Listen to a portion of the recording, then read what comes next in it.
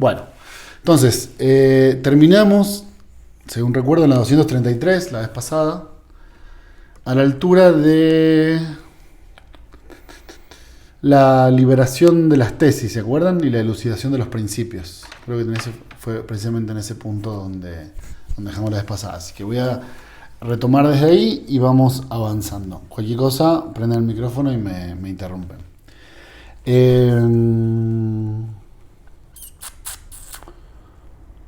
Bueno, un poquito de contexto. Acuérdense que estamos recién en el prefacio de Función y Campo. Seguramente hoy lograremos terminar el prefacio y empezar ya directamente la introducción. Y que de lo que venía hablando Lacan cuando terminamos era de cómo se empezó a generar, ¿se acordarán ustedes? Lo que se llama un formalismo decepcionante. ¿Sí? Sobre... Hola, perdón. Ahí está. Un formalismo decepcionante en torno a la idea de la formación del analista, ¿sí? Ese era el punto concreto que él está trabajando en el contexto de la pelea de función y campo, que ya lo vimos un poco la vez pasada, ¿sí?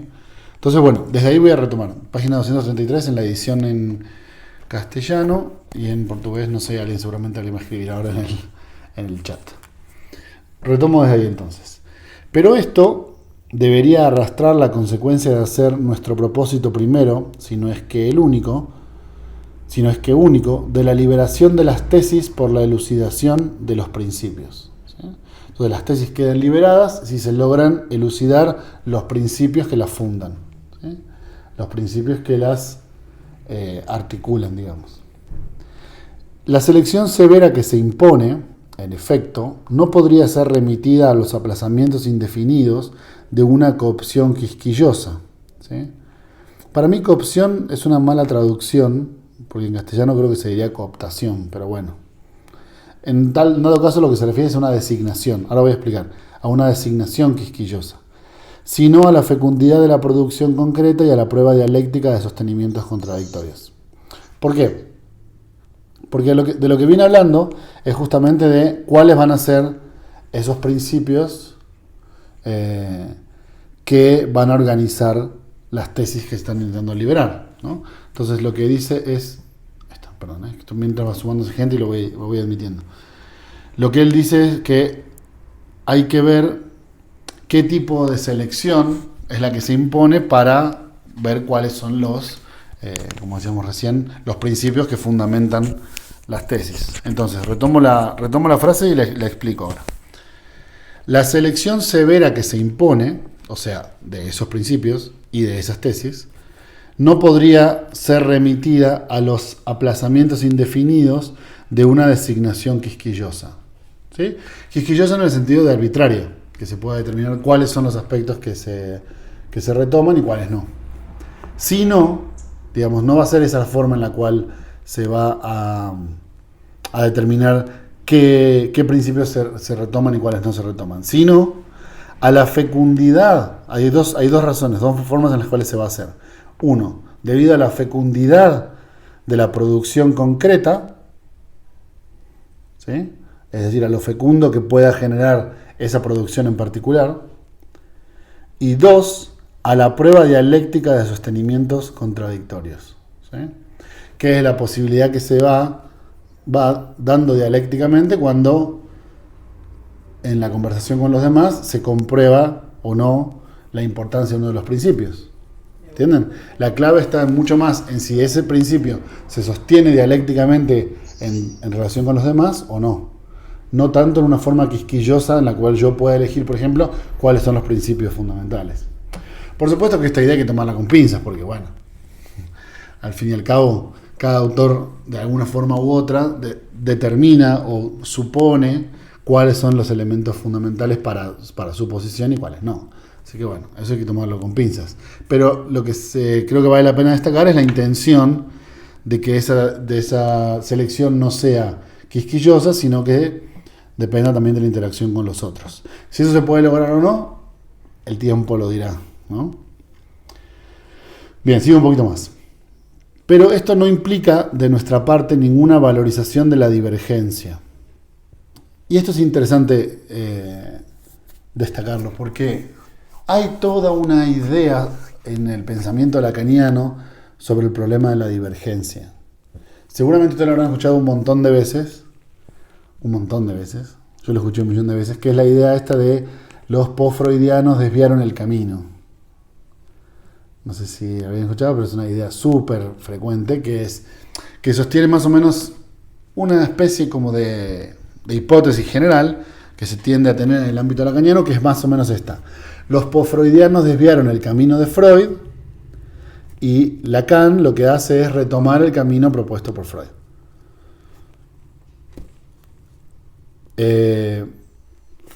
No me interesa ahora plantear si eso es tan así o no. En realidad pienso que no, pero más allá de eso, fíjense que hay una cierta posición sobre la cuestión de la divergencia. ¿Ven? Y acá Lacan lo dice.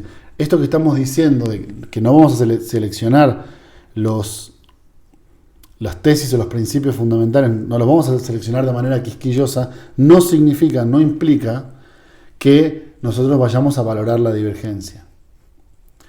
Y es un punto importante, porque es cierto que, digamos, tan así está planteado con Lacan, que es cierto que los psicoanalistas de orientación lacaniana no valoran la divergencia. La toman incluso como un problema, como un error. ¿Sí? Todas las propuestas que surgieron después de lo que vino, digamos, todas las propuestas post-freudianas, como ellos le llaman, que es interesante porque para el caso de Lacan también es post-freudiano, pero bueno, más allá de eso, todas esas propuestas se entendieron como una desviación, ¿sí? Como una desviación del camino. Primero, como si hubiese un camino por el cual había que ir, ¿no? Y segundo, como si esas propuestas se desviaran de ese camino. Y tercero, como si la idea de Lacan fuese rectificar la búsqueda de ese camino.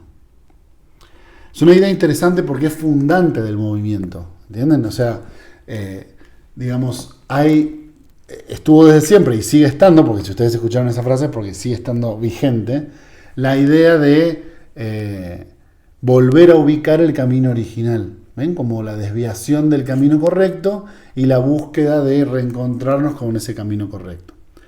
Que por supuesto, en una obra, o sea, cuando uno la toma en serio, la obra de Freud es una obra tan compleja y tan extensa que en sí misma tiene muchos caminos distintos.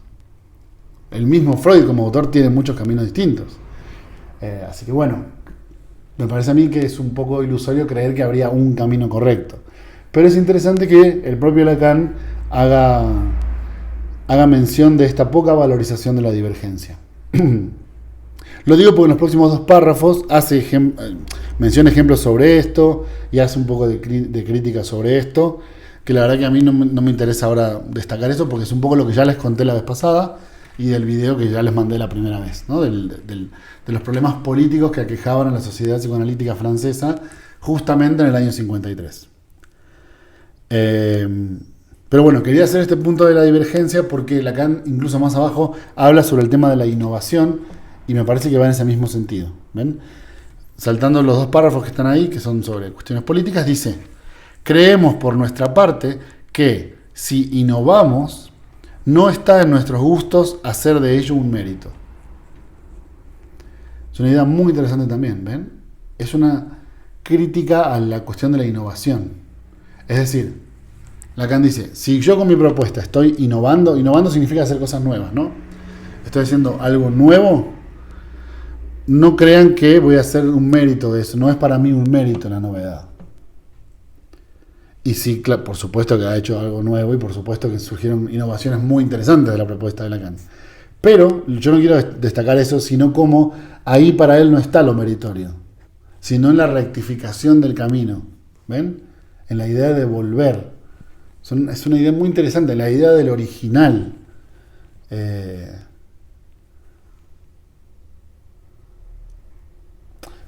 Espero que se me esté entendiendo lo que estoy diciendo, pero incluso hay algo medio bíblico en ese sentido. ¿Ven? Como la idea de la vuelta al origen perdido. ¿Sí? Y que si en ese intento de vuelta se generan algunas innovaciones, no son esas innovaciones la intención de Lacan. Por supuesto que se generaron innovaciones muy interesantes, por cierto, pero eso no es para él lo importante porque hay como un alejamiento del origen, ¿ven? Lo que estoy tratando de plantear, no sé si se entiende o no, ustedes me dicen, pero es un poco la idea esta del retorno, del famosísimo retorno a Freud, del intento de volver hacia lo que él entiende como fuente original y fundamental del pensamiento psicoanalítico. Y cómo claramente entiende los demás como divergencias. E incluso aunque esas divergencias sean de él, incluso aunque esas innovaciones sean divergentes, él tampoco las valora. Me parece una idea interesante para pensar el tema de la vuelta. Quizás por eso la idea de retorno a Freud es una idea tan potente en psicoanálisis lacaniano, ¿ven? O sea, es una idea que los lacanianos insisten todo el tiempo, porque quizás para ellos es muy importante esa vuelta, porque es fundante de la propuesta de Lacan, ¿no? Nada, no sé, quizás le estoy diciendo algo que para ustedes es muy obvio, pero para mí se me despertó cuando lo volví a leer en este párrafo. Sigo entonces. Bueno, ahora se va por otros temas que también son interesantes. Sí. ¿Alguien? Pensé que ¿alguien quería decir algo? Me pareció. ¿O no? ¿No? Bien, listo. Vuelvo entonces al texto. 233 abajo. Dice entonces: en una disciplina que no debe su valor científico sino a los conceptos teóricos que Freud forjó en el proceso de su experiencia, acá hay una típica frase de Lacan que es la doble negación, ¿no? Una disciplina que no debe su valor sino a los conceptos. Eso, si ustedes tacharon las dos negaciones, se entiende el sentido de la frase, ¿no? En una disciplina que debe su valor científico a los conceptos teóricos de Freud, ¿sí? Las dos negaciones las tachan y entienden cuál es el sentido de la oración. En una disciplina que no debe su valor científico, o sea que la disciplina psicoanalítica debe su valor científico a los conceptos teóricos de Freud. Esa es la propuesta de la idea, ¿sí? En una disciplina que no debe su valor científico, sino a los conceptos teóricos que Freud forjó en el progreso de su experiencia, pero que por estar todavía mal criticados y conservar por lo tanto la ambigüedad de la lengua vulgar, se aprovechan de esas resonancias, no sin incurrir en malentendidos, nos parecería prematuro romper la tradición de su terminología. Bien, una frase en todo un párrafo, ¿sí? Vamos a tratar de... Espera un momentito, voy a cerrar una cosa que quedó abierta.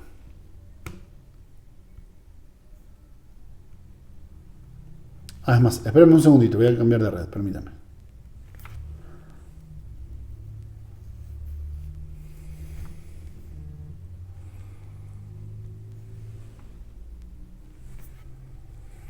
Bien.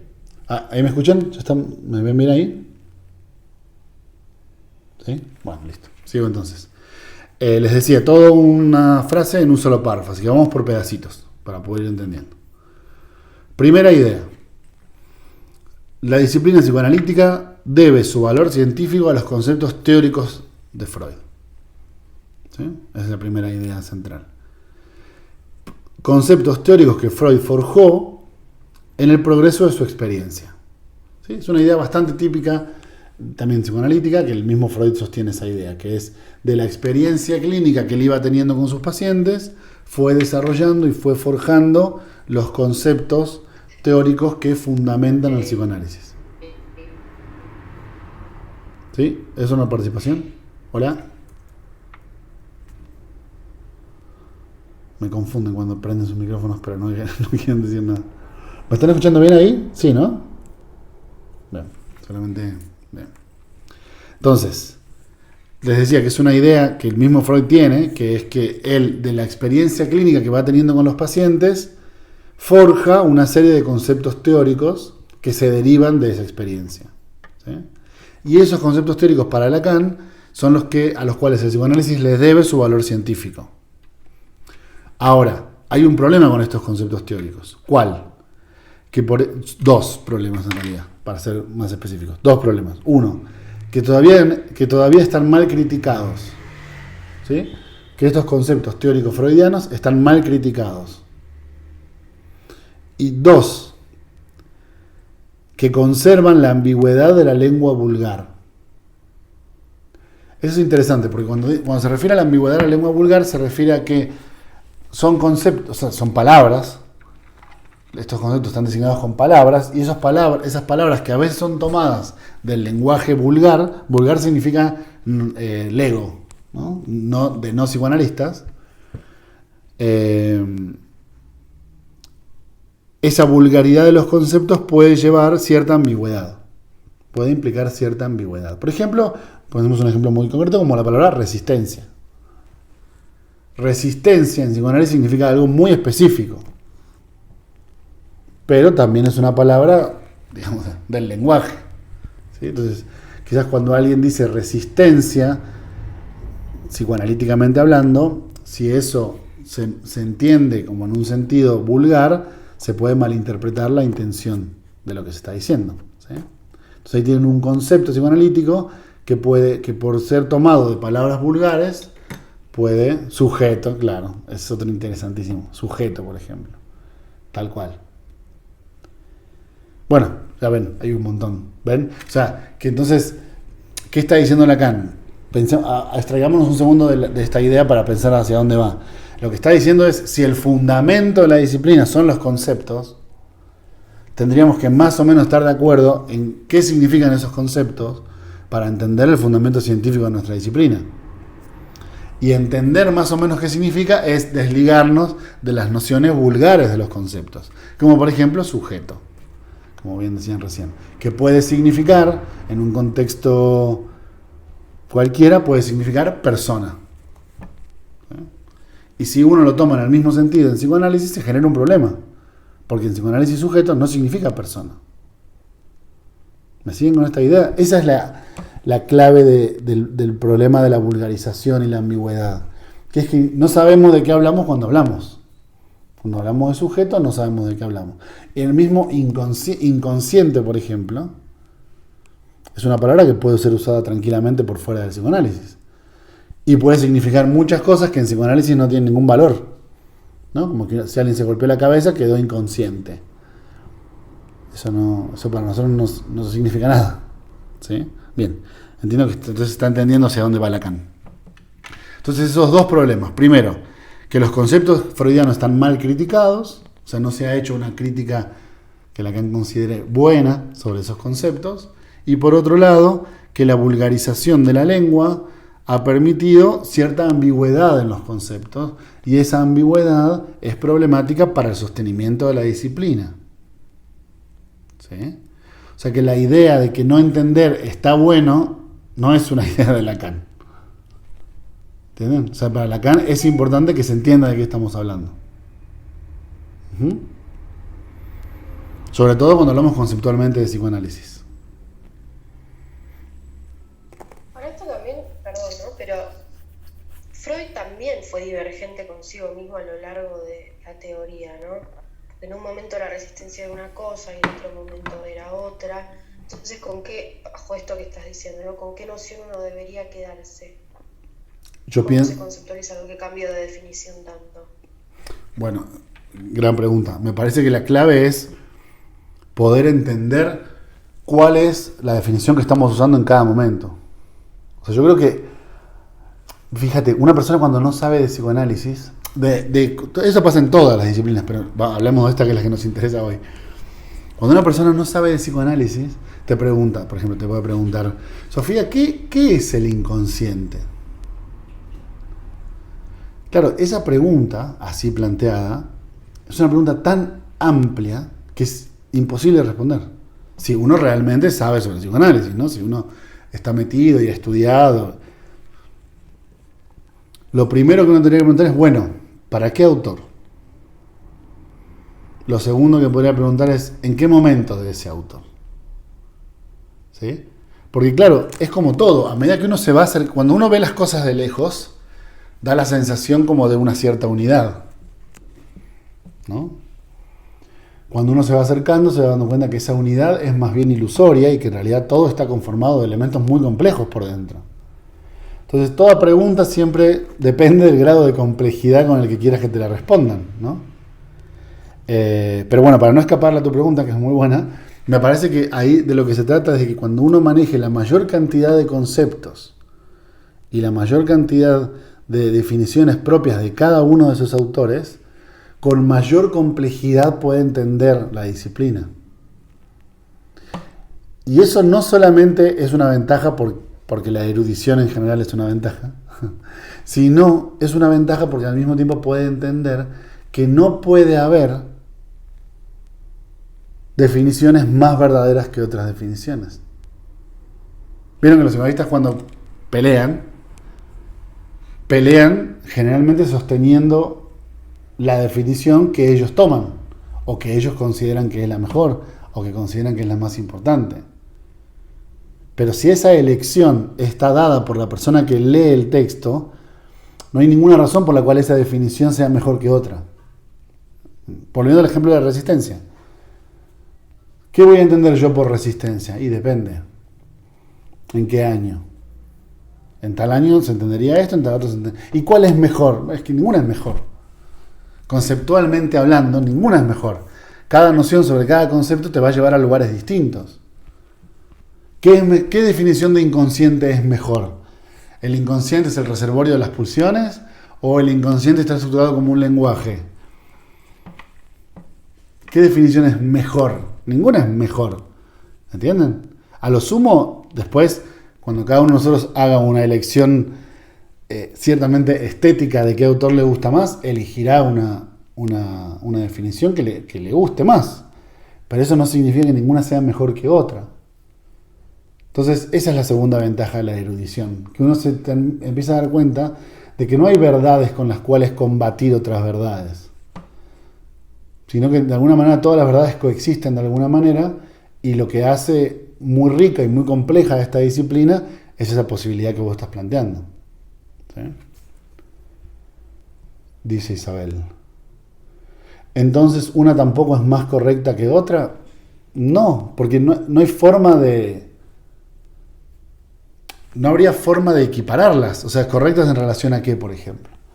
No sé, a que expliquen más fenómenos clínicos, a que cure más pacientes, a que logre resolver más síntomas neuróticos.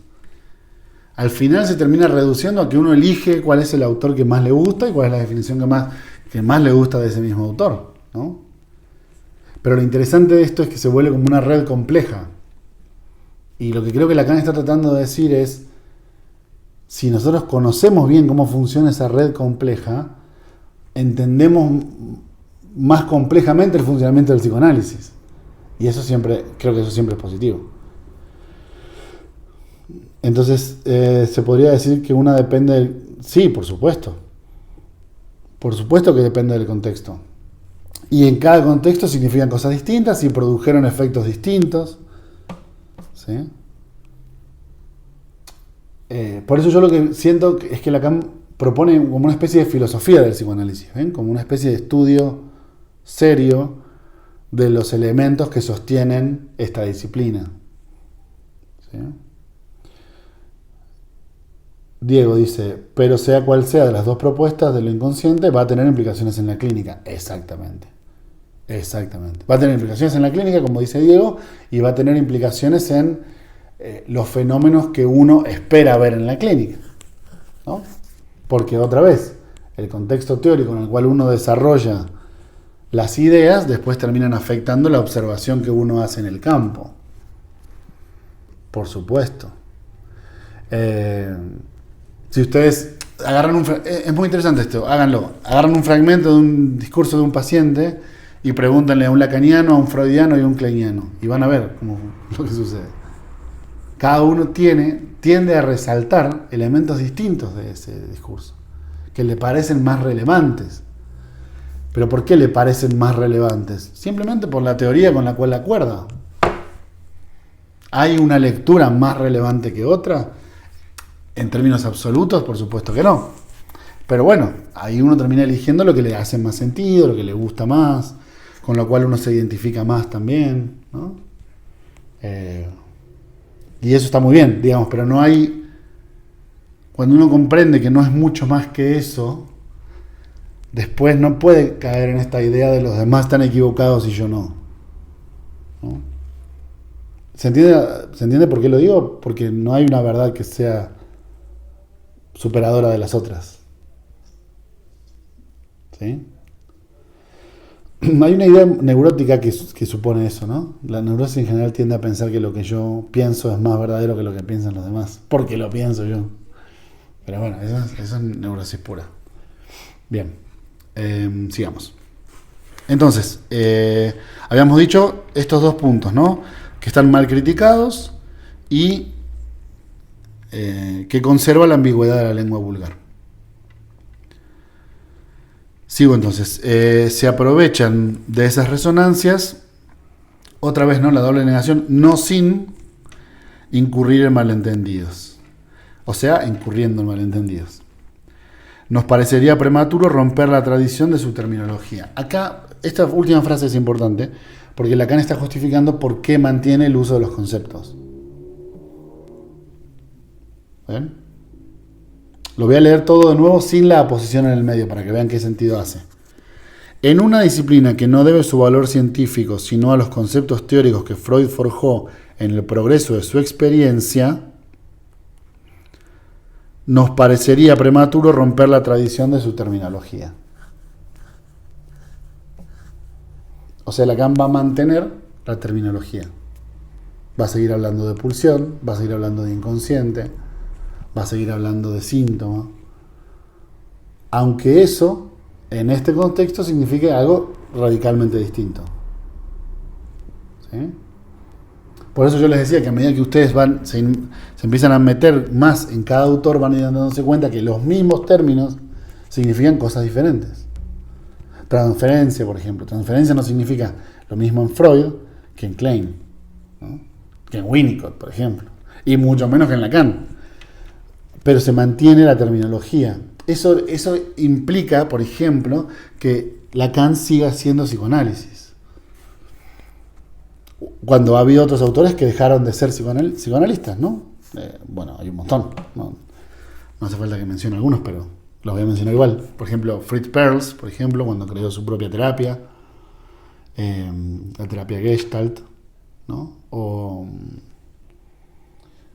¿cómo se llama este otro? El de la logoterapia, que escribió el libro este sobre el sentido. Viktor Frankl. Gracias, Viktor Frankl. Todos ex psicoanalistas que deciden dejar de ser psicoanalistas. ¿Ven? Ese quiebre es importante también para pensarlo epistemológicamente. ¿Por qué Lacan seguiría siendo psicoanalista si dice cosas tan distintas? Quizás porque hay algo de la tradición de los conceptos que mantiene. Y eso no está hecho azarosamente, ¿eh? Él mismo lo dice. Yo voy a mantener la tradición de la terminología. O sea que, otra vez, ¿ven? Sabemos que estamos hablando en psicoanálisis cuando hablamos de represión, de síntoma, de inconsciente. Aunque eso ya signifique cosas muy distintas. Pero se mantiene la terminología. ¿Sí? Sigo un poquito más. Estoy en la 233 para los que se van sumando. Pero nos parece que esos términos no pueden sino esclarecerse con que se establezca su equivalencia en el lenguaje actual de la antropología. Incluso en los últimos problemas de la filosofía, donde a menudo el psicoanálisis no tiene sino que recobrar lo que es suyo. ¿Ven? Hay un interés de establecimiento de los términos. Él no propone seguir usando la ambigüedad del lenguaje coloquial. Podemos esclarecer los términos. Esclarecer es una hermosa palabra porque significa echar luz sobre la oscuridad. ¿Ven? Y otra vez, ese esclarecimiento es contrario a la idea que no entender está bien o que no entender es algo bueno. Por supuesto que intrínsecamente por el problema del significante es imposible me refiero, decir lo que se está diciendo. Ese es un problema intrínseco del lenguaje, si ustedes entienden el problema del significante. Eso es así. Ahora, eso no significa que no hagamos un esfuerzo porque las cosas se aclaren lo más que se pueda, ¿no? Una cosa es entender el problema intrínseco de la ambigüedad y otra cosa es valerse de ese problema para seguir produciendo malentendido, con intención de malentendido. ¿Sí? Es decir, que no se entienda, es bueno que no se entienda. Como el otro día me decía una persona que estaba supervisando, algo así, que tenía un profesor que le decía que si no estaba entendiendo, estaba bien que no entendiera porque Era mejor no entender. Claro, hay una dimensión de esa frase donde todos la entendemos y decimos, qué interesante esa idea. Pero hay otra dimensión donde no es interesante no entender. Digamos, no tiene ningún valor que no se entienda nada. ¿Sí? Aun cuando sepamos que no se puede entender todo, que no hay forma de decir lo que se está diciendo. Isabel dice que le explique eso de que no se puede entender lo que se dice.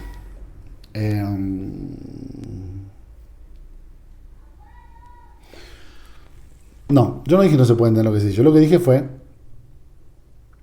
que si un significante, bueno, lo voy a explicar todo, Isabel. Que si un significante en sí mismo no significa nada, es decir, que un significante para tener al menos una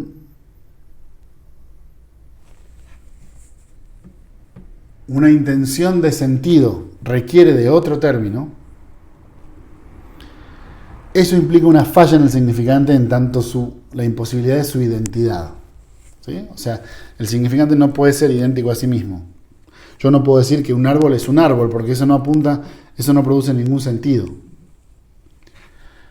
Entonces, yo puedo decir que un árbol es una planta grande, aunque genere una especie de sentido y uno más o menos empieza a entender que es un árbol, eso ya implica un desplazamiento de la identidad del árbol. Ese problema no es intrínseco del árbol, es un problema intrínseco del lenguaje, de cómo funciona el significante. Entonces, si un significante en sí mismo no significa nada, siempre se requiere del desplazamiento de la cadena para dar una especie de sentido o un efecto virtual de significación, podríamos decir. Eso implica que nada en sí mismo puede ser dicho. O sea, que yo nunca digo lo que estoy diciendo. Para decirlo de otra manera, que lo que yo estoy diciendo no coincide con lo que estoy diciendo. ¿Sí? Eso es un problema intrínseco del lenguaje. Bien, ahora, aprovecharse de ese problema para que nada se entienda es otra cosa. Porque yo llevo un rato hablando y me da la sensación de que algunas cosas de lo que estoy diciendo me las están entendiendo. Aun cuando es cierto que cada término en sí mismo no tiene identidad consigo mismo, eso es verdad. Pero eso no significa que no podamos hablar de cosas y en algunas cosas entendernos. Igual entienden a qué me refiero, ¿no? A una posición política frente a la transmisión. Se entiende que estoy hablando de eso, ¿no? Una posición frente a la transmisión del psicoanálisis.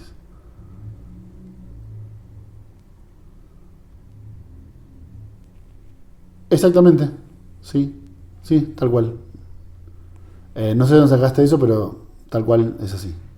Esa es la definición que da Lacan de verdad, y por eso dice la verdad siempre es a medio decir. La verdad siempre está medio dicha, porque como se dice con palabra, siempre. Ahora ahí está, ven que la verdad siempre sea medio decir, ¿significa que no es verdad? No. Es verdad, pero la verdad siempre está medio decir. Porque todo lo que se dice siempre está medio decir. Eso no significa que no se pueda decir nada. Creo que son dos posiciones distintas. Entonces, hay algo de la idea de rescatar estos términos para establecerlos en una equivalencia, por ejemplo, que Lacan hace con la antropología o incluso con la filosofía, para rescatar el valor estrictamente psicoanalítico de algunos términos y de algunos conceptos. Es una idea teóricamente interesante, ¿sí? Bien. Sigo un poquito más, ya estoy en la 2.34. Cualquier duda me interrumpen, prenden el micrófono y hablan, ¿sí? Así no tengo que hablar yo solo como un loco.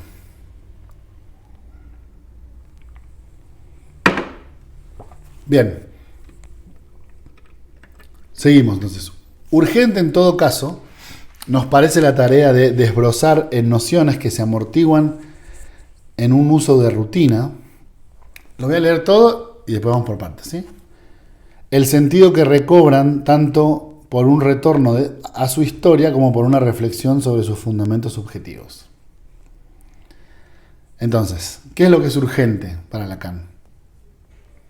La tarea de desbrozar, en el sentido de eliminar los obstáculos, ¿no? O sea, la tarea de eliminar los obstáculos en ciertas nociones que quedan amortiguadas, una buena metáfora, ¿no? Quedan como amortiguado el impacto que pueden tener, queda amortiguado por un uso rutinario. ¿Sí? Es como destacar el valor del concepto más allá de su utilización rutinaria. ¿Qué es lo que vamos a destacar? ¿Qué es lo que vamos a tratar de que no quede amortiguado? El sentido que recobran esas nociones, ¿no? Por supuesto, el sentido que recobran esas nociones, tanto por un retorno a su historia, es decir, por entender cuál es el origen de ese concepto y en qué contexto surgió dentro del psicoanálisis, como por una reflexión sobre sus fundamentos subjetivos. O sea, sobre qué elementos subjetivos están fundamentados en esa creación. ¿Ven? Es lo mismo en realidad. Es una forma más compleja y todavía más interesante de decir lo mismo. Tratemos de entender cuál es la historia de las nociones y cuáles son los fundamentos subjetivos de ciertas nociones. Que no queden amortiguadas, que no queden apaciguadas por el uso rutinario, ¿sí? Dentro de la disciplina. Esta es sin duda para Lacan la función del docente. Es interesante, que haya planteado esas dos como la función del docente. Acuérdense que estamos hablando de formación de analistas, ¿sí? Este prefacio hace de entrada para el problema que va a plantear en función y campo. Entonces, si estamos hablando de la formación de analistas y estamos hablando de la función de quienes forman analistas, Lacan destaca estos dos elementos que me parecen interesantes. Uno, poder recobrar mediante el retorno a su historia el valor de las nociones. O sea, ¿de dónde vienen los conceptos que nos vienen? ¿De dónde viene la idea de transferencia? ¿De dónde viene la idea de resistencia? ¿De dónde viene la utilización de la regla fundamental? ¿Entienden? Porque el problema que tiene Lacan, o sea, el problema que Lacan quiere señalar es cómo con la pérdida de los fundamentos conceptuales, la práctica se vuelve solamente una práctica de imitación vacía. Eso es lo que está tratando de señalar, ¿ven? O sea, que el valor de los conceptos en la formación implica que después los analistas en formación puedan moverse más naturalmente en la práctica. Entiéndase, más naturalmente por fuera de inclinaciones estrictamente técnicas. Como por ejemplo, esto se hace, esto no se hace. Ese es el fundamento de toda esta cuestión, ¿sí? De toda esta cuestión, me parece a mí, de todo este texto, ese es el fundamento. Entonces, ¿cuál es para él la función del docente? Una, lograr retornar a la historia de las nociones. Y dos, lograr una reflexión sobre los fundamentos subjetivos de esas nociones. ¿Por qué usamos el diván? ¿Por qué la regla de asociación libre? ¿Por qué nos sentamos a 45 grados del diván en el que están los pacientes recostados? De hecho, es una pregunta bastante psicoanalítica, ¿no? ¿Por qué? Es quizás la pregunta psicoanalítica, ¿por qué? Entonces, se vuelve interesante cómo Lacan denuncia que seamos incapaces de hacer eso mismo con nuestro propio movimiento. Uno se sienta detrás del paciente. ¿Por qué? No importa el por qué, es así. Y se tiene que hacer así. Uno no saluda de beso a los pacientes. ¿Por qué? Porque no. Uno no le manda mensajes de cumpleaños, de felicitación de cumpleaños a los pacientes en el día de su cumpleaños. ¿Por qué? Porque no. ¿Entienden? Y hago esta aclaración porque quizás si ustedes entraron al mundo psicoanalítico directamente por el ámbito lacaniano, sortearon un poco estos puntos. Pero hay una formación por fuera del mundo lacaniano que es muy estricta en estos elementos. Es casi a veces ridículamente estricta en estos elementos. ¿Sí? Y ese es el contexto en el cual Lacan dice lo que dice. No podemos poner cuadros en el consultorio. ¿Por qué? Porque no. Las paredes tienen que ir todas blancas, lisas. Ni cuadro de la familia, ni cuadro de los hijos, ni cuadro de Freud, ni de Lacan, ni ningún cuadro que les guste. No hay cuadros en el consultorio. No estaría nada mal plantear que frente a ese tipo de afirmaciones podemos preguntarnos por qué, ¿no? Porque si hay un fundamento de eso, ¿entienden? Si el analista de información entiende el fundamento de eso, después puede moverse más tranquilamente sobre la cuestión de los cuadros o no los cuadros. En cambio, si solamente le indican que no porque no tiene ninguna herramienta para pensar ese problema. ¿Entienden lo que digo? O sea, es una neurotización de la técnica. Eso es lo que estoy tratando de plantearles. Cuando el profesor nos dice no porque yo lo digo. No sé si les suena algo, ¿no? No porque yo lo digo. Punto. ¿Me siguen con esa idea? ¿Me están siguiendo? ¿Están vivos? ¿Está todo bien? Sí, yo quería comentarte algo. En la facultad, cuando pasaba esto, sí había un fundamento. ¿Por qué no tenemos que tener un cuadro, no? Y el fundamento era porque el paciente no tiene que saber nada de tu vida. Y ahí sería como la pregunta, ¿es así? ¿El paciente no tiene que saber nada de nuestras vidas? Es como una pregunta que me hago, porque había una respuesta, pero no sé si esa respuesta también alcanza. Exacto. Es muy interesante lo que está diciendo, porque cuando uno pregunta una cosa y le responde a otra cosa, puede seguir preguntando. ¿Y por qué no tiene que saber nada? Bueno, ¿y por qué no tiene que saber nada? Bueno. En alguna oportunidad me contestaron como que el psicoanalista es como una pantalla blanca donde se pueden proyectar cosas ahí, pero que no puede mostrar nada. Y ahí también se puede hacer otra pregunta, ¿no? Como vos decís, todo el tiempo. Todo el tiempo, exactamente. Y ese cuestionarse todo el tiempo termina llevando a modificaciones técnicas, como por ejemplo la de Lacan, ¿no? Por ejemplo, pongamos un ejemplo. Antes de Lacan, ustedes no podían tomar como paciente a un alumno que asistiera a las clases de ustedes, por ejemplo. No se podía. Punto. No se puede. Por esto mismo que decía recién Karina. No, porque hay elementos de la transferencia que se ven alterados si ya te vio en otro ámbito que no sea el ámbito estrictamente analítico. Y frente a esa respuesta puede surgir la segunda pregunta. ¿Y eso qué tiene? ¿Y eso por qué? ¿Y qué? ¿Eso qué significa? Que ahí, cuando uno es analista, los pacientes no ven ningún otro ámbito de nuestra vida que no sea ese. Y ahí se genera esto que decía Lacan. Lo voy a buscar para leérselos de nuevo. Permítame un segundo. De la prueba dialéctica de sostenimientos contradictorios.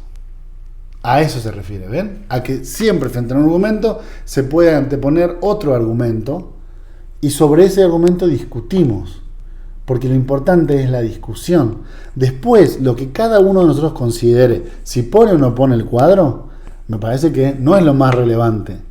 Lo más relevante es que en esa discusión ganamos todos, tanto el que pregunta como el que tiene que responder, porque quizás quien me pregunta me plantea dudas que yo nunca me había planteado.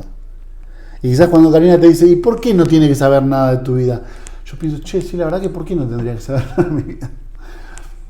¿Sí? Y en ese movimiento dialéctico es donde se fundamenta la cuestión de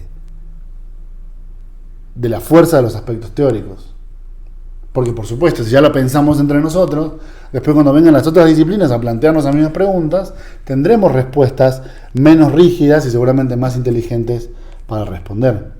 Ese mecanismo dialéctico es el que yo creo que Lacan trata de introducir e introduce todo el tiempo.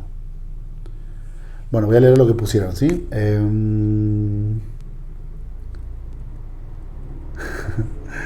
leyendo lo que escriben y me estoy riendo. A ver, Isabel, o sea, si hay fundamentos de la función que hace un psicoanalista, entonces podrá moverse con este fundamento, pero no como algo estricto, solo tiene ya su base. Exactamente.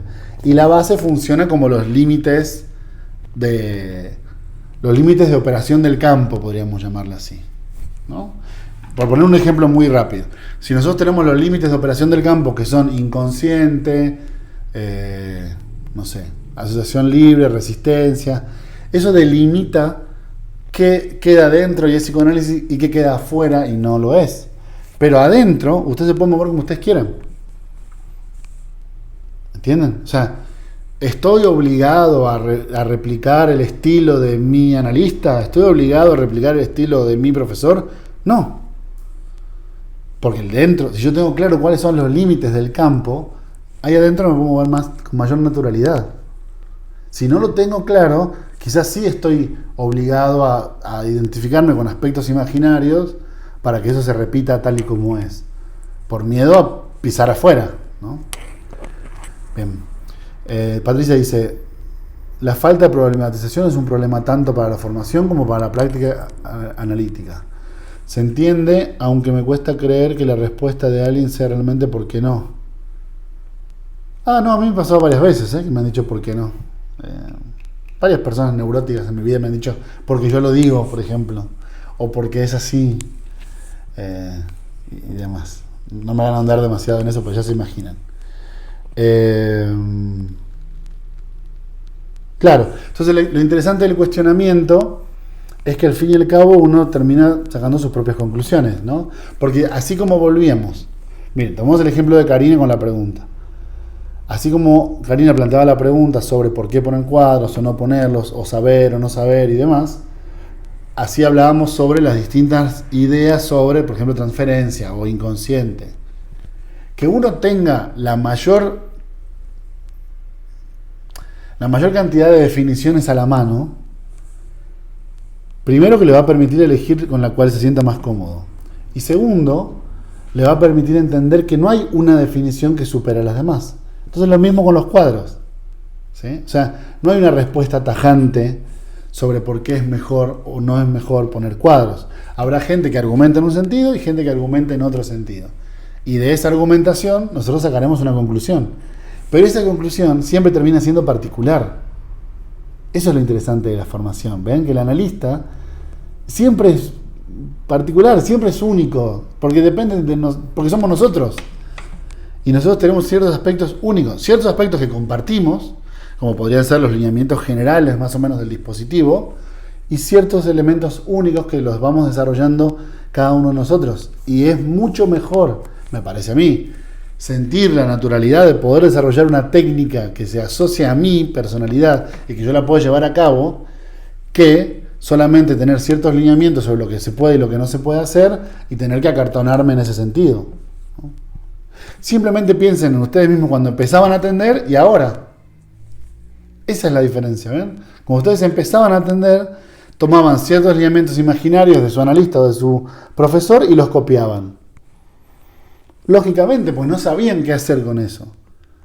Entonces se agarraban de lo que tenían, lo cual me parece lo más racional e inteligente que pudieron haber hecho. Con el tiempo van desarrollando un estilo propio. Ahora imagínense que le podríamos decir a los chicos que recién empiezan que está bien desarrollar ese estilo propio. ¿Cuántas angustias que nosotros hemos pasado no se ahorrarían ellos? ¿Entienden?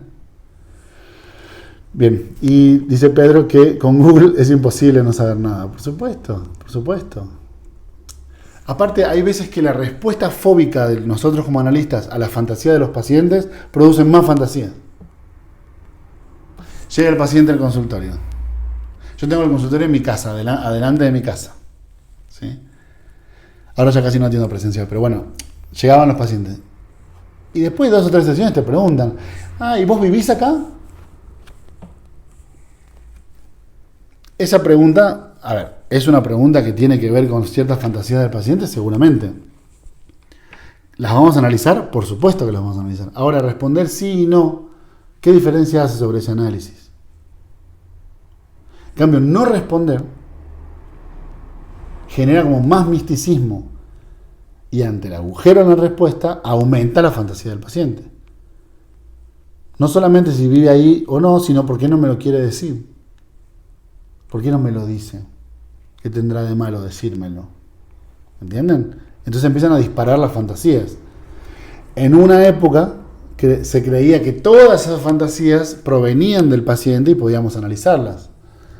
Hoy pensamos que también hay elementos contratransferenciales de la resistencia. Entonces, que a veces nosotros por no responder cosas, producimos que el paciente se quede pensando en cosas que no son relevantes.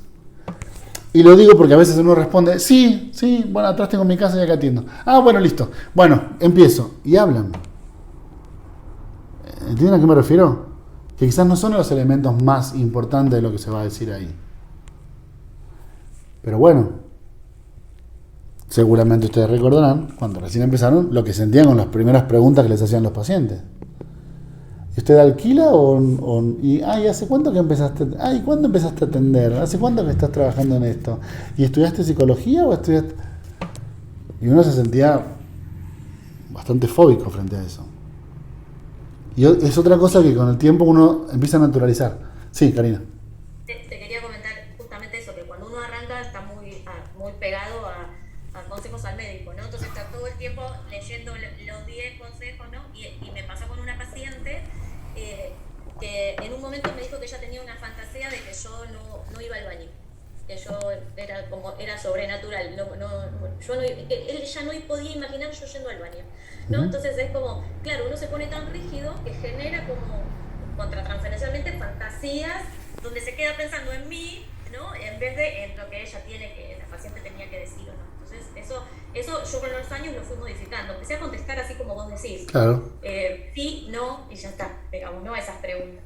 Tal cual. Y seguramente con los años habrás visto que esas respuestas hacen que esas preguntas se vuelvan un poco irrelevantes y no produzcan tantas fantasías contratransferencial. Y yo de esto, ahora que lo dijiste, me acordé de un ejemplo clarísimo que lo pensé desde la facultad. Yo tenía una profesora que hay que reconocer que era bastante kleiniana, digamos, no era de orientación lacaniana, era muy kleiniana. Y siempre contaba y siempre nos explicaba cómo era muy importante que siempre los pacientes cuando entraban nos vieran sentados ya listos en el dispositivo, ya sentados en el sillón, que los pacientes entraran. Y un día, matándose de la risa, casi les diría a modo de burla, contó sobre un paciente psicótico que le relató una fantasía psicótica, que es que él pensaba que ella vivía ahí, que ella vivía en el consultorio. O sea, no que tenía la casa, o sea, que vivía en el consultorio, ¿no? Y se mataba de risa mientras lo contaba. Como diciendo, miren qué loco que está este tipo que piensa eso. Y yo me acuerdo que levanté la mano y le dije, pero ¿y no te pusiste a pensar que quizás la idea de siempre recibirlo en el mismo lugar y que no te vean nunca en ningún aspecto que no sea eso, produce un poco esa fantasía? Bueno, el comentario no fue tomado muy bien, la verdad, pero lo sigo pensando. O sea, sigo pensando que a veces no nos damos cuenta del nivel de impacto delirante que puede tener plantear situaciones delirantes. O les conté de esta psicoanalista que corría para sentarse, creo que esta anécdota, algunos ya se las conté. Una persona conocida, familiar mío, me contaba que iba con una psicoanalista también, que hacía lo mismo. O sea, ella tocaba el timbre y la puerta se abría sola. O sea, la puerta de la casa se abría sola. Y tiempo después se fue dando cuenta que no era que se abría sola, sino que la psicoanalista abría la puerta, corría, o sea, destrababa la puerta, salía corriendo y se sentaba en el sillón. Entonces, claro, esta persona entraba en una casa donde la puerta se abría sola, caminaba sola por un pasillo y llegaba... Fíjense si no es delirante también plantear ese tipo de escenarios. Donde una psicoanalista tiene que correr sin que nadie se dé cuenta para sentarse en un sillón. Bueno, eso, ¿ven? Eso, y aliviar eso con elementos fundamentales, ya no solamente indicaciones técnicas, que le brinden a los analistas información, la posibilidad de pensar las cuestiones. ¿Qué sería más conveniente? ¿Que le abra y le diga hola, buen día, pasemos? ¿O que yo corra directamente hasta mi consultorio? ¿Qué sería más lógico? ¿Qué produciría menos problemas técnicos? ¿Qué induciría menos fantasías delirantes en los pacientes? Me parece que son preguntas re lindas y son muy válidas para que si le empezamos a hacer en los que recién empiezan desde jóvenes, se ahorrarán un montón de las cosas que todos nosotros sentimos. Bueno, eso. ¿Puedo compartir? Por supuesto. Algo que me acordé? Por supuesto, adelante. Me reí mucho con esto. Pensaba cuando antes te explicabas esto en el tema del silencio, que también es como un tema, ¿no? Sobre todo para los lacanianos. Sí. Y que por supuesto que la escansión, ¿no? El verbal o la ansia, el cierto silencio que invite a asociar o que algo es valioso, Por supuesto. se necesita, se utiliza como intervención Pero sobre todo hace unos cuantos años atrás, era muy como la posición, ¿no?, del lacaniano ortodoxo, esta cosa de nada, no decir nada. Entonces, yo de esto hace como más de 10 años, pero un amigo una vez me lo encuentro, hacía tiempo que no lo veía, entonces se entera que yo estaba... Perdón, me entró un llamado, ahí lo rechazé. Se entera que yo estaba por recibirme, estudiando, no sé qué, y la cuestión es que me cuenta de que él iba a un analista, que el tipo no le decía nada, pero nada, mucho tiempo así. Entonces que un día fue y le dijo que él iba a salir de consulta, o que había matado y cortado en pedacitos a no sé quién, o que iba a hacer eso. Entonces el tipo abrió los ojos como que un gesto, entonces le dice, disculpame, vos no me vas a decir nada. No, sí, ahora inmediatamente de que vos te fueras a ir iba a llamar a la policía. Le dice el tipo, pero, o sea, lo que mi amigo a lo que tuvo que recurrir, porque el analista no le hablaba, ¿no? Nada, me acordé de eso, qué terrible. Sí, terrible. A mí me pasó hace poco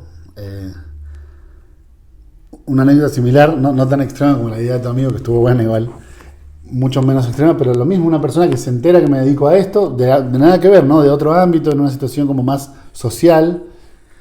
Y vos sos psicoanalista, sí, qué bien. ¿Y sabes qué fue lo primero que me preguntó? ¿Y vos hablás? Le digo, ¿pero cómo, a qué te referís? Me dijo, no, porque yo fui con uno que pasó como 10 sesiones que no me dijo nada.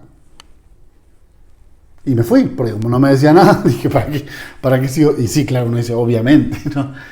Si no me decía nada, ¿para qué le sigo pagando?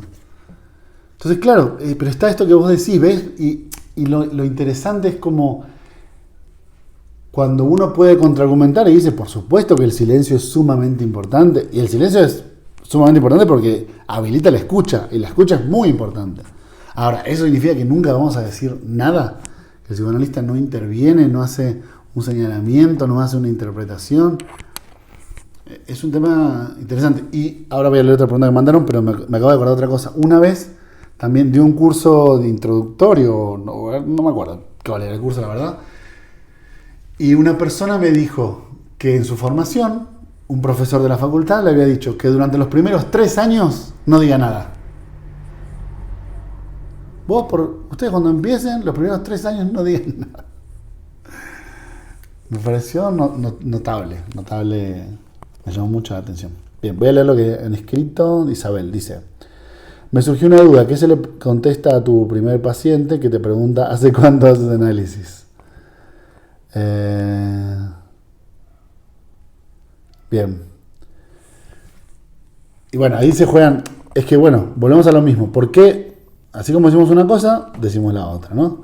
¿Por qué el paso del tiempo y la experiencia del analista va permitiendo que uno pueda actuar menos acartonadamente?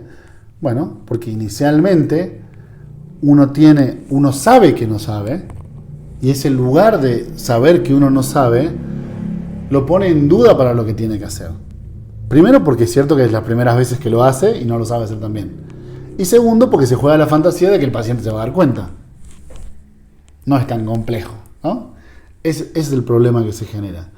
Entonces, entre la inexperiencia real, que es que no lo he hecho muchas veces, no sé si lo voy a hacer bien, y la inexperiencia fantaseada, que es, este tipo se va a dar cuenta que no soy tan bueno y se va a ir, se termina dando un combo para que eso pase, justamente, ¿no? Entonces, es muy característico de cuando uno recién empieza a atender pacientes que los pierde muy rápidamente. ¿Sí? Los pacientes dejan de asistir. Y seguramente tiene que ver con un problema de inexperiencia. Ahora, se arma una paradoja ahí, que es que es imposible adquirir experiencia sin atravesar el fenómeno de la inexperiencia. Entonces, la pregunta está muy buena porque creo que lo que está implicando Isabel en su pregunta es, ¿qué hago? ¿Le digo que es mi primer paciente o no le digo? Si le digo que es mi primer paciente, ¿qué fantasías va a generar? ¿Va a pensar, este no sabe mucho, mejor me voy con otro que sepa más? Puede ser. A mí me pasaba mucho en las prácticas, cuando yo hice unas prácticas en el hospital, me pasaba cada 2 minutos que me pedían cambiar. La gente entraba y decía, no, este no, es muy jovencito, cámbiamelo por otro. Y yo agarraba mi cosita y me iba, hasta que algún paciente se dignara a que lo pueda atender yo. Y sí, pero es que es un poco así. Eso yo creo que es lo que quizás bajaría un poco la angustia, poder transmitir que funciona un poco así. No hay manera de atravesar ese elemento del paso de no tener experiencia a tenerla sin tener las primeras experiencias, ¿no? Así que bueno. Hoy creo igual sí. que esa problemática está un poco amortiguada, usando la palabra, por el hecho de, como todos los catálogos o fuentes para buscar analistas online, ¿no? Porque digo, antes uno capaz llegaba, entonces del centro te derivaban a gente joven y la gente tenía estos comentarios. Pero por ejemplo, hoy a mí me pasa que muchos pacientes se acercan porque quieren a un analista joven y ahí es como que en algún punto cae por su propio peso la fantasía, porque es obvio que no voy a tener tanta experiencia, soy joven, vos estás eligiendo otra cosa. Entonces me parece que eso está bueno, porque también permite desenvolverse un poco más suelto, porque pasa el paciente llega y te dice, yo ahora quise cambiar porque quería a alguien más joven. Claro. Bueno, ok, estamos los dos en los mismos términos, entonces. Está bueno eso, no lo había pensado, no sabía que funcionaba ahora sí. Está interesante, seguramente despliega otro tipo de fantasías, ¿no? Como porque así como hay gente que quiere analistas muy experimentados, y eso implica cierta fantasía, quien quiere un analista joven tendrá otro tipo de fantasías. Obvio, tal cual, ahí viene la pregunta, bueno, ¿por qué ves vos en una persona Exacto, joven? Obviamente, tal cual. sí. Pero es cierto que elimina este problema que por lo menos para mí, no sé si para ustedes, pero por lo menos para mí, digamos, hasta que logré que me creciera la barba fue todo un tema. Arrancar, justo porque además, digamos, hice la facultad relativamente rápido y entonces empecé con cara de muy joven y bueno, era un problema que tenía muy seguido. Leo un comentario de Francisco. Una ocasión escuché a un paciente que vino conmigo porque pasó al revés. Dice, es que discutía con mi psicoanalista. Se ponía a discutir sobre algunos dilemas. Por eso entiendo lo de los límites. Sí, por supuesto. Pero fíjate qué interesante lo que dice Francisco. Los límites, esta es otra gran paradoja. Los límites solo funcionan para aquellos que igual no los iban a sobrepasar. Va de nuevo. Los límites solo funcionan para aquellos que no los iban a sobrepasar. Porque este analista que le discutía igual.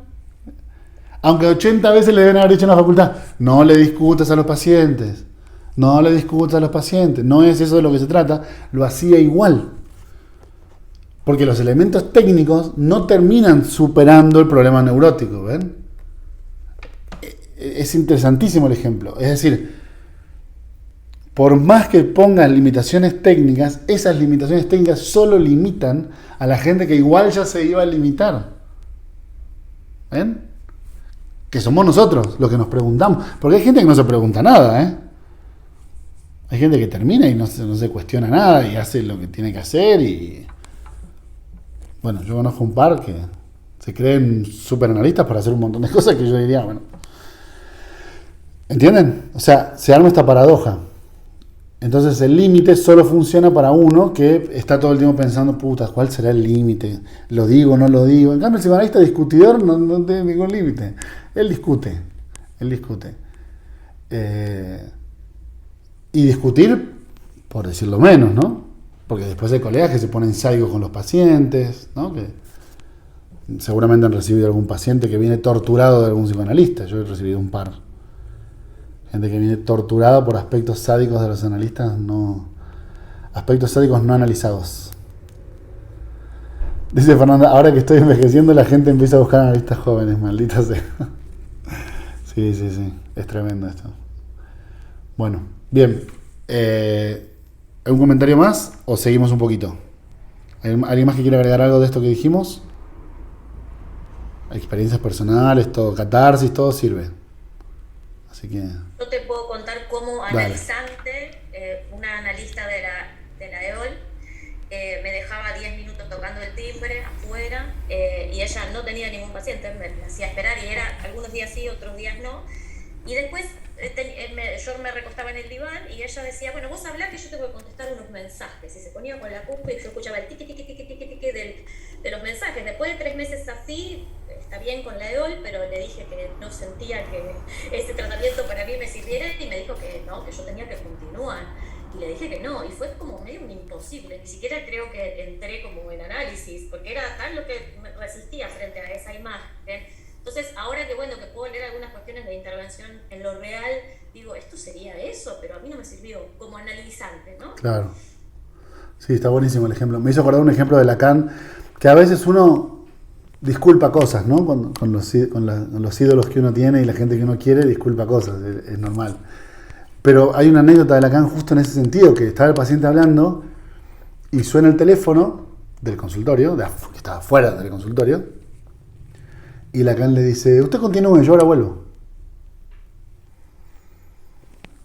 Pero bueno, nada, para pensar. Sigamos un cachito más entonces. Entonces, bueno, habíamos llegado hasta la función del docente, ¿no? En estos dos tareas que Lacan destaca.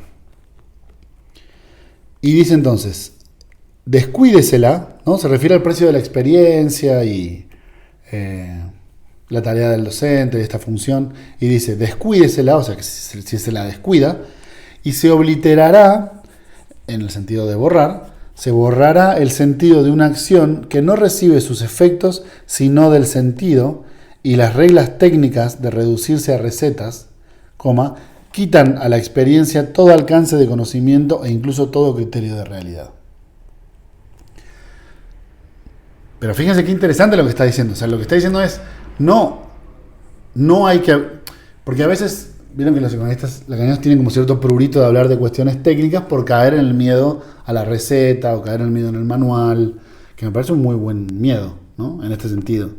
Pero lo que Lacan está diciendo es que hay que tener cuidado con que si uno descuida esta función del docente, se puede caer en esta forma de establecer reglas técnicas reducidas a recetas.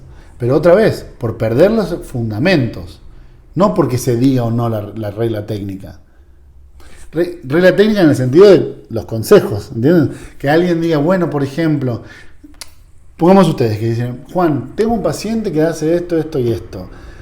¿Qué hago? ¿O vos qué harías?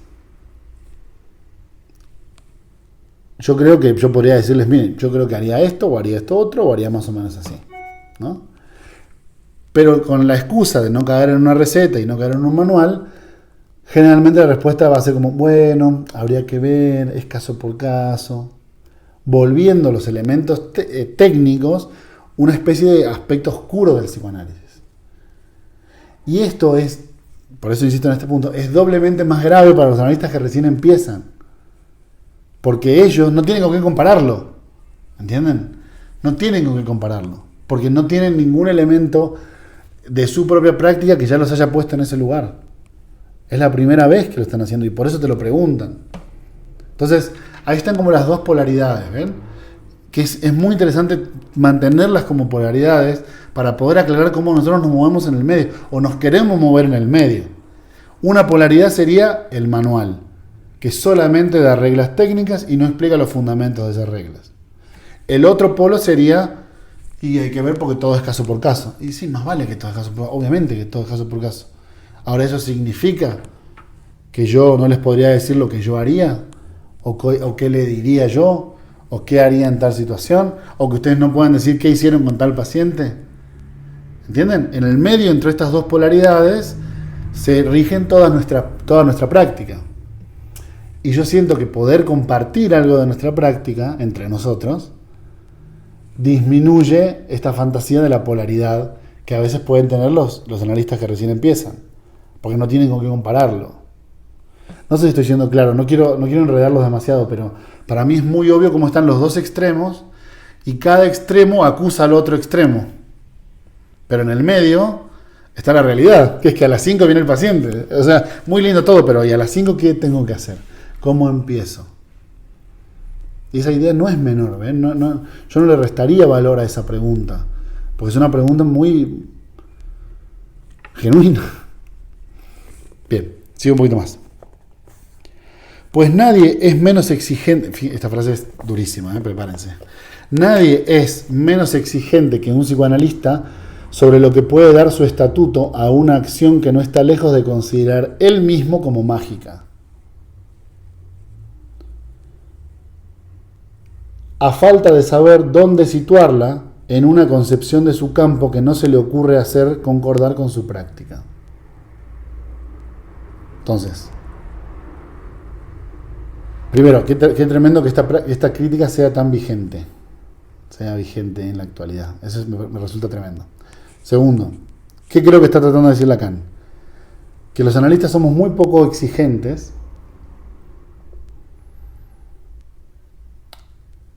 en plantear y en preguntarnos qué es lo que le da su estatuto a nuestra práctica.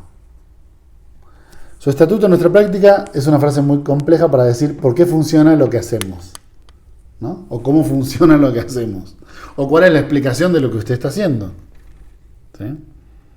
Entonces, ¿qué riesgo se corre al no entender el estatuto de nuestra práctica? Que podemos considerarla nosotros mismos como mágica.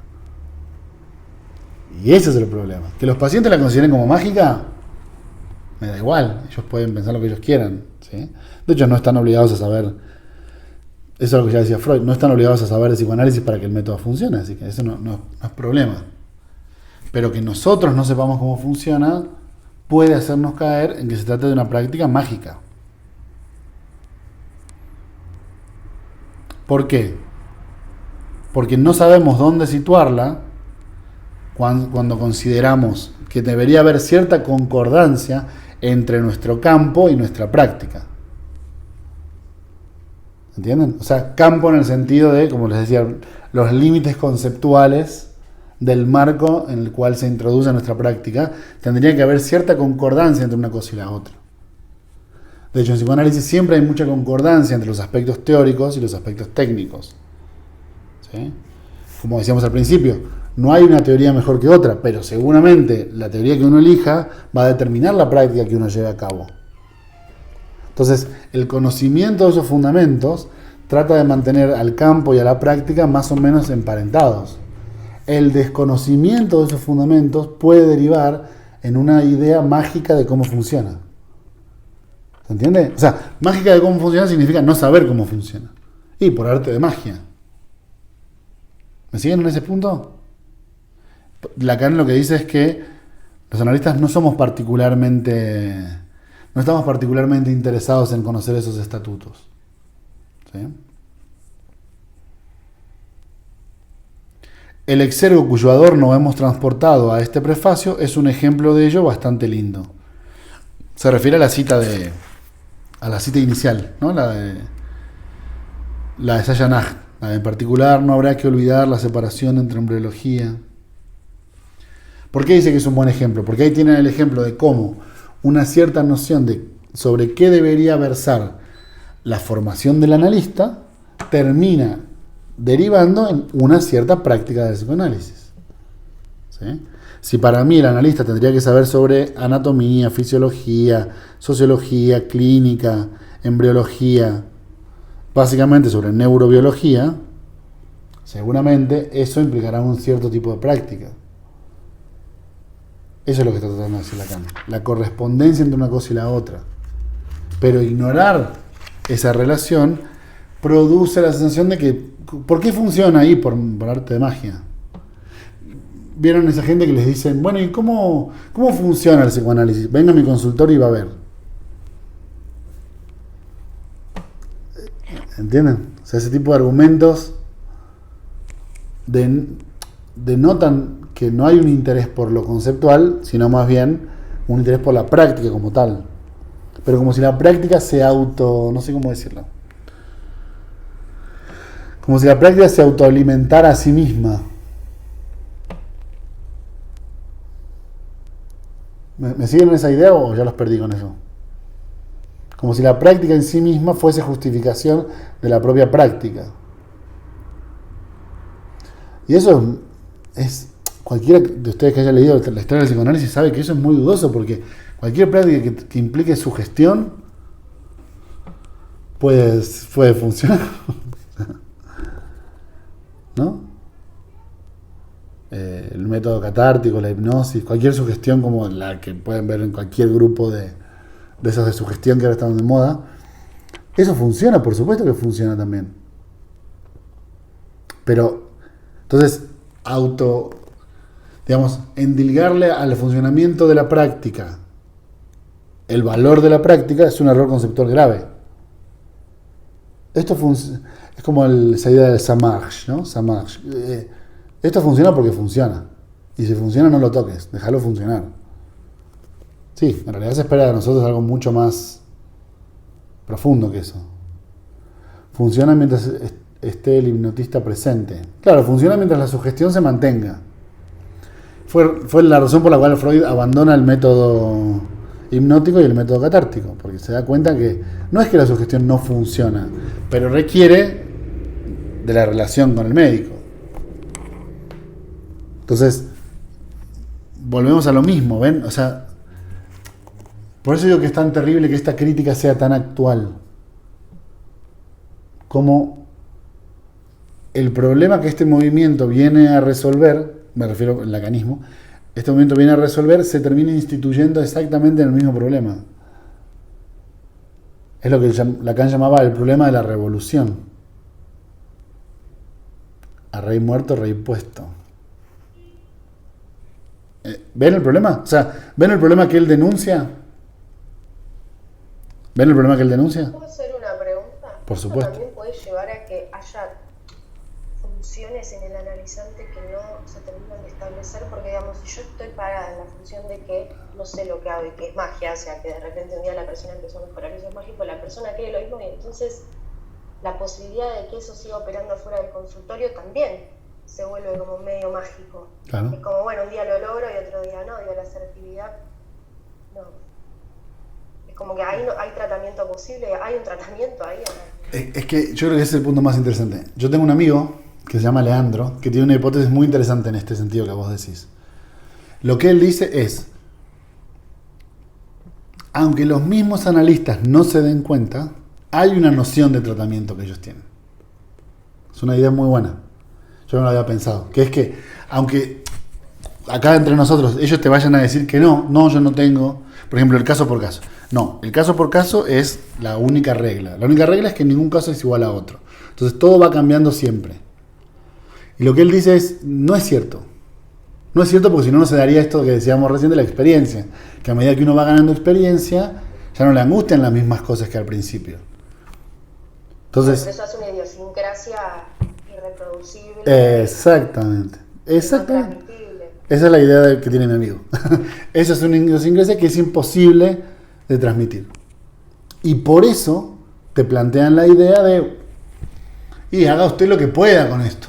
Como diciendo, miren, todos la pasamos mal, pásenla mal usted también, ¿no? ¿Por qué? Porque como no se da cuenta que tiene una idea de tratamiento, porque rechaza la idea de tener una idea de tratamiento, practica algo de lo que no se da cuenta. O sea, tiene incorporada una cierta idea de tratamiento que él desconoce. Eso no significa que no tenga una idea de tratamiento. La tiene, solo que él o la rechaza o la desconoce. Entonces nunca te la va a transmitir. No te la puede transmitir porque él considera que esa transmisión sería un error. Esto es muy importante porque lo que nos demuestra es que no es gente mala. Es gente loca nada más. No son malvados, ¿ven? Solo están locos, digamos. Están neuróticos en ese sentido. No se dan cuenta de la práctica que ellos mismos plantean. Entonces cuando vos se la vas a pedir para imagínate que vos me decís, mira, si vos ya cruzaste este camino, acortame un pedacito, la parte más dura y tratá de... No, porque no hay forma de acortar eso. Usted lo tiene que atravesar.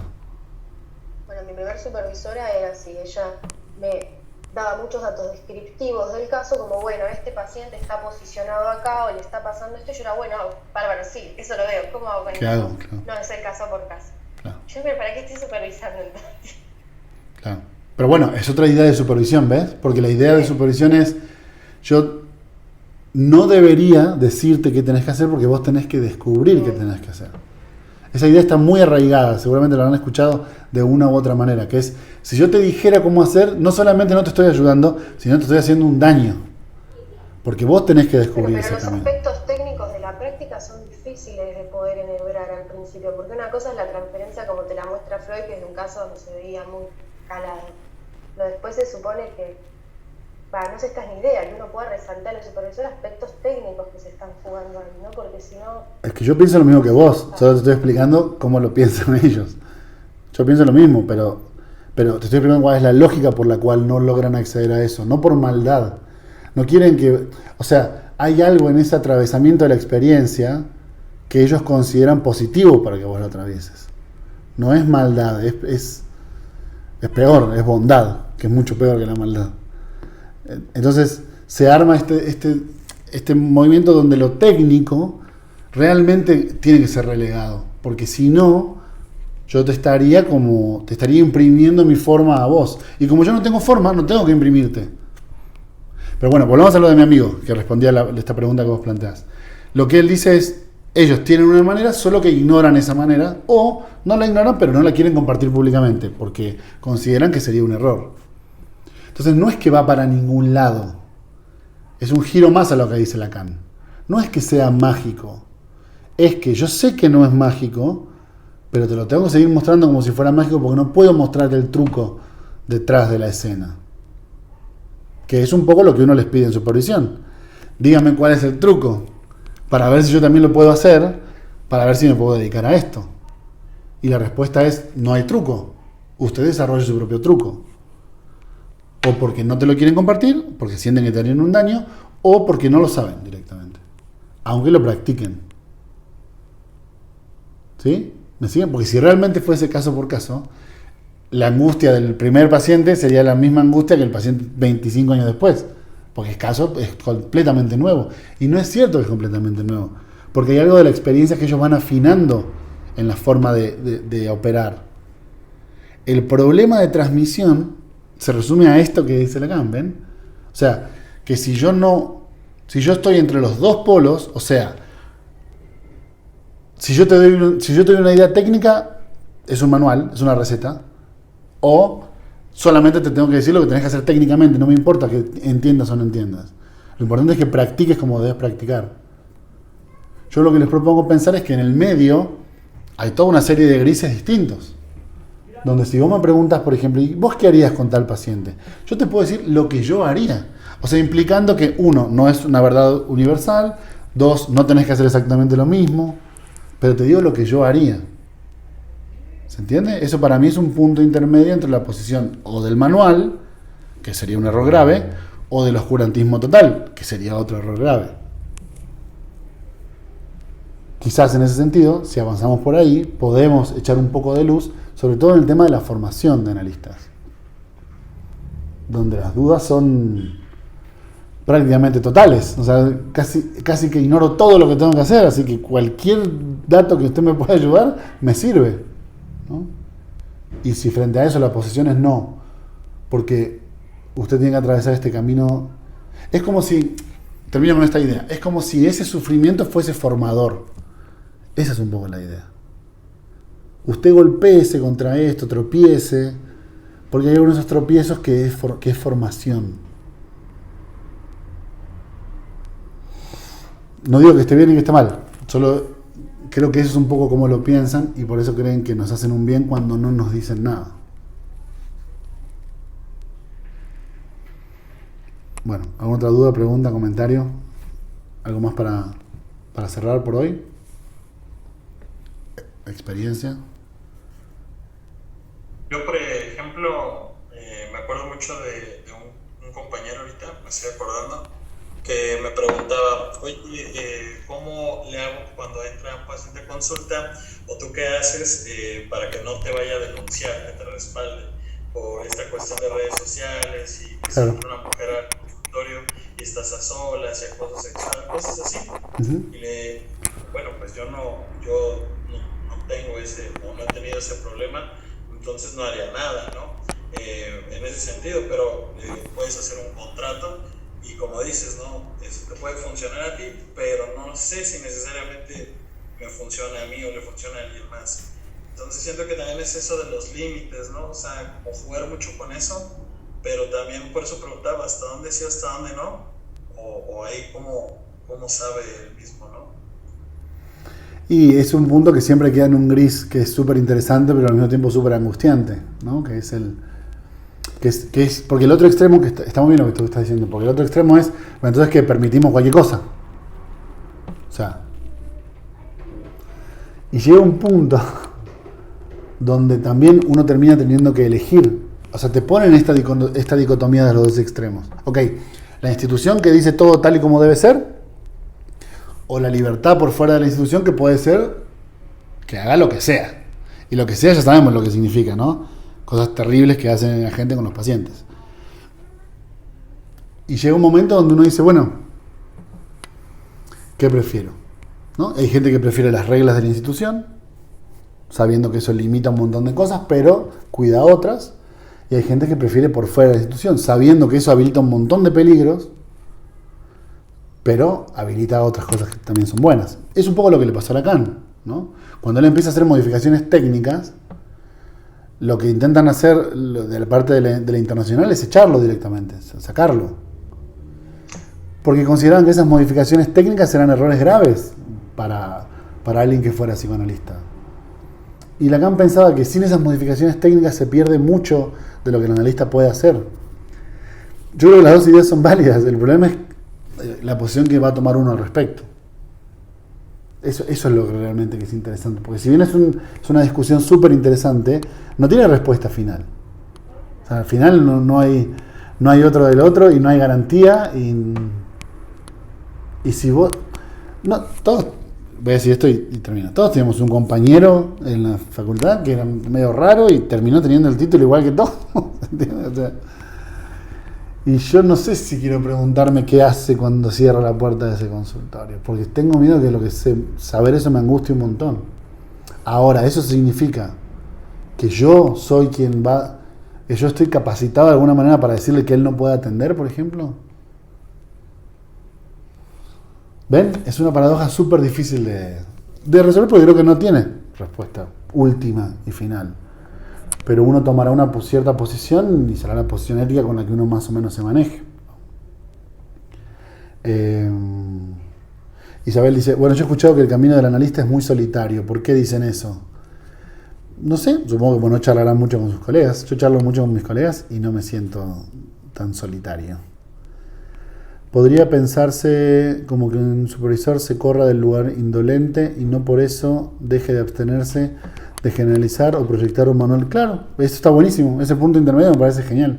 O sea, ni una cosa ni la otra, porque vos no estás, otra vez, si uno está en este ámbito y uno más o menos está analizado y está lo menos loco que podría estar, tampoco es que uno quiere formar un tarado que haga lo que uno le dice. O sea, no, al contrario, uno trata de formar un colega y transmitiéndole lo que uno piensa. Entonces, bueno, nada, eso, un punto intermedio. Ni el manual, ni esta cosa de haga usted lo que pueda y sálvese como pueda.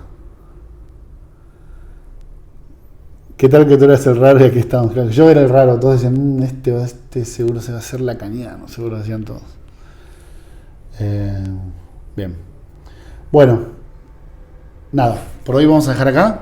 Y los espero la próxima. Antes de cortar voy a marcar justo donde dejamos para no olvidarme, que es en el exergo del adorno, en la página 234. Y desde ahí retomamos la próxima, ¿sí?